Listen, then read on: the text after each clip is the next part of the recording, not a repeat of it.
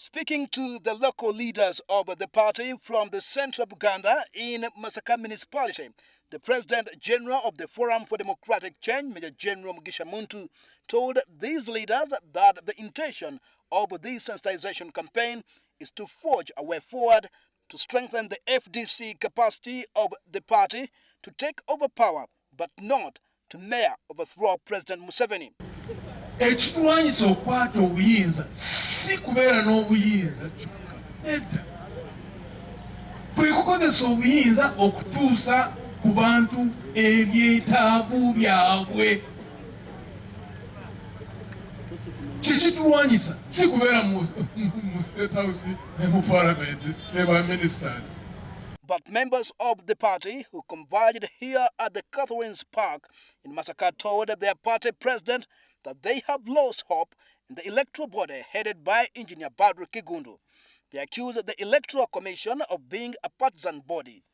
In spite of this loss of trust in the electoral body, the leaders of the party that had accompanied the party's President General Mugisha Muntu assured the congregation that the 2016 polls will be a must-win for the FDC.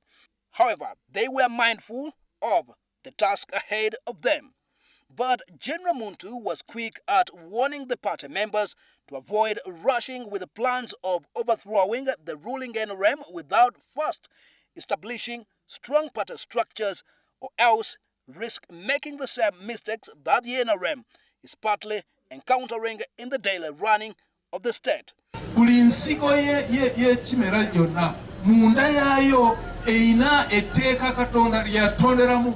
Bwe kiba nga kiri kijanjaalo etteeka liri nti bw'okisiga omala emyezi 3 n'olyoka n'okola ki n'ogenda n'okungula.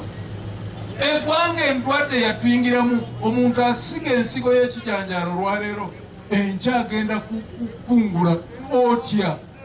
However, prior to this public rally, the FDC leaders at the local level first held a closed meeting with the party president. It's in this meeting that they were told of the long journey ahead of the party plans to capture power from the ruling NRM. Government ya President Museveni yafulumiza milestone byekoze yasosezaako Masaka Municipal Council nesose somero eryo mu education. Naye singa si meya singa kati waliwo hoteri kubanga baali baagala kulituuga ne tumobilinzinga n'abazadde ne tugaana ne bamala ne baleeta hama nvuge hama ne ngamba nti waliwo abaana b'abantu bawera emitwalo n'emitwalo mu kibuga. Mulinga abali mu lukiiko lwa NATS bango lyawo tunula oba banampaye ndokwa totera kugera tuli mu lukiiko lwa kukwata buki buyinza era mbegayirira mwambale ekifaananyi ekyokukwata obuyinza kubanga obuvunaanyizibwa abasinga tetubulina. Era bulijjo tubale tugamba abantu eno pate yammwe, pate ya buli muntu yenna.